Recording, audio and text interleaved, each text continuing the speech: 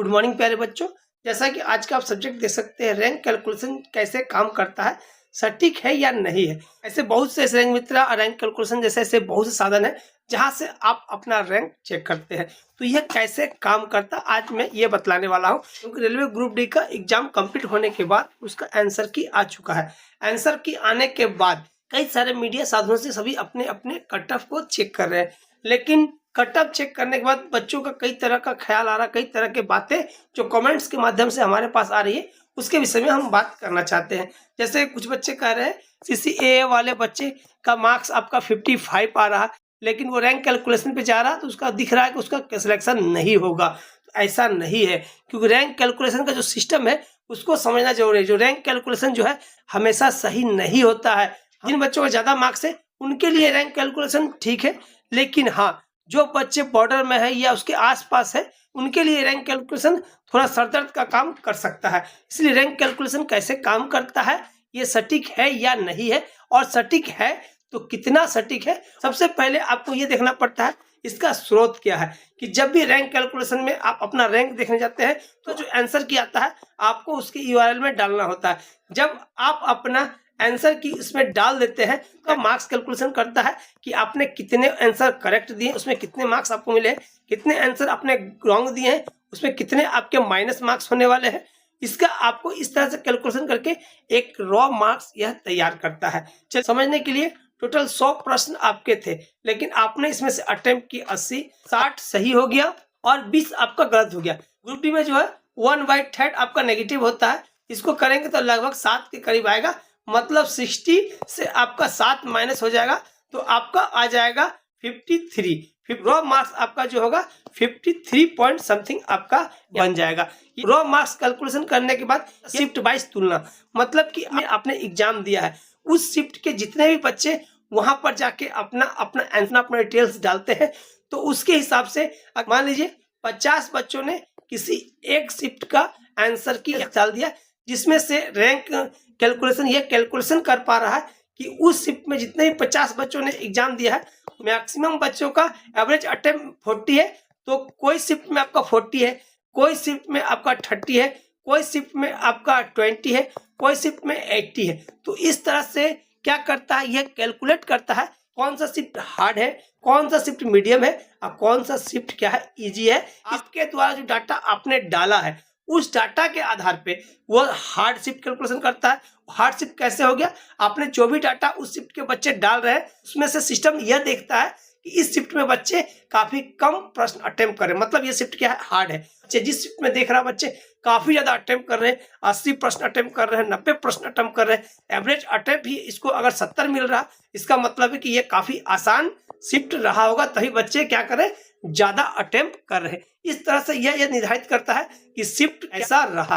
अब ये जो शिफ्ट निर्धारण होता है कि शिफ्ट हार्ड शिफ्ट क्या, मीडियम शिफ्ट क्या, इजी शिफ्ट क्या, क्योंकि इसके आधार पे यहाँ पर क्या होगा, आपका नॉर्मलाइजेशन होगा, और नॉर्मलाइजेशन होने के बाद आपका मार्क्स यहाँ पर बढ़ेगा, और मार्क्स जो बढ़ेगा उसके बाद आपका जो है सटीक रैंक आपको यहाँ से देखने को मिलेगा। अब ये सारा चीज सिस्टम है। सबसे पहला है डाटा का स्रोत, कहाँ से डाटा आ रहा है उसके पास, और रॉ स्कोर कैलकुलेशन, जो कि आपका जो रॉ मार्क्स कैलकुलेशन करने का जो तरीका है, जैसे RRB का जो तरीका है मैंने यहाँ पर आपको बताया फॉर एग्जांपल।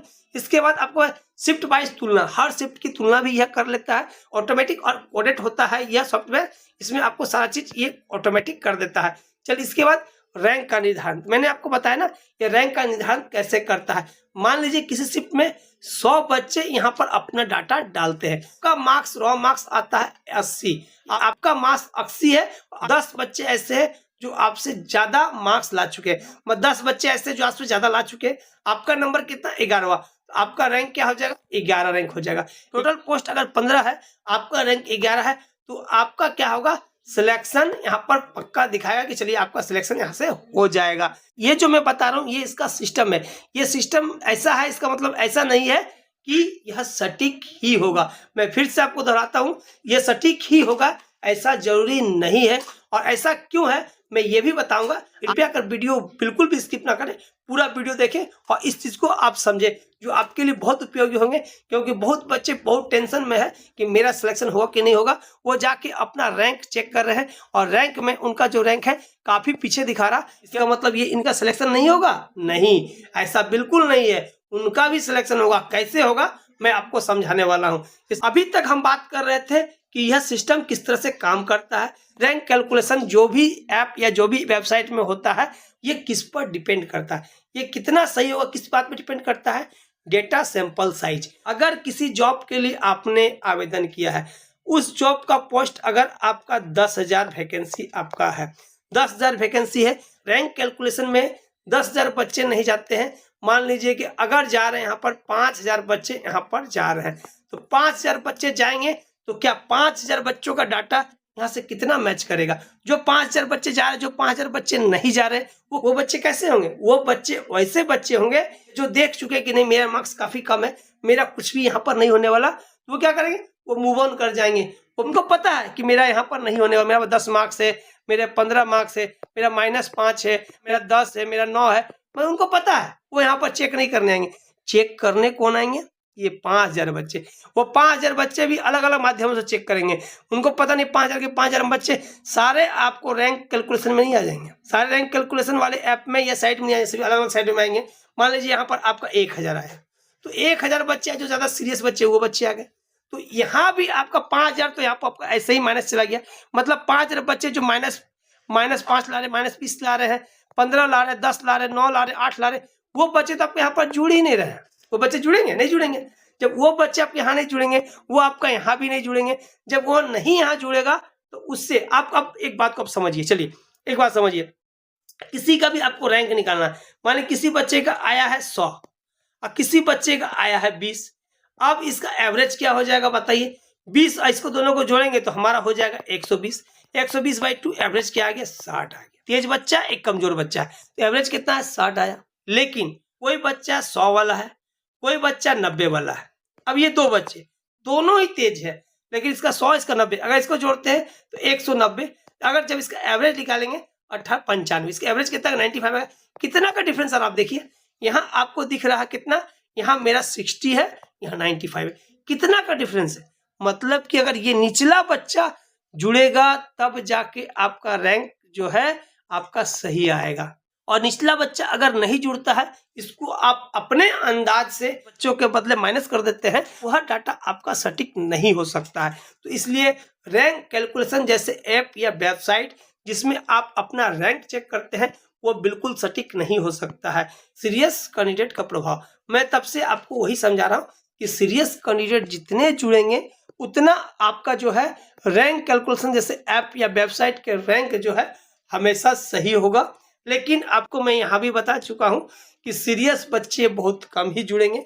मैं किसी भी ऐसे वेबसाइट को, किसी भी ऐसे ऐप को ये नहीं कह रहा हूँ कि ये सही या एग्जैक्ट नहीं देता है, एग्जैक्ट दे सकता है, लेकिन एग्जैक्ट मैंने कहा ना उसके स्रोत पे डिपेंड करता है, कितने बच्चे जुड़ रहे हैं उस पर डिपेंड करता है, और कितने ऐसे बच्चे जुड़ रहे हैं जिनका मार्क्स कम भी है लेकिन फिर भी जाके वो अपना रैंक चेक करते हैं। चलिए ये सारी चीजें जो मैं भी बता रहा हूँ वो भी अनुमानित है, जो कोई और बता रहे वो भी अनुमानित है, रैंक कैलकुलेशन जो बता रहे वो भी अनुमानित ही लगभग समझ लीजिए। हाँ, सटीक होने के चांसेस इसके लगभग 90% 80% आपके सटीक होने के चांसेस रहते हैं।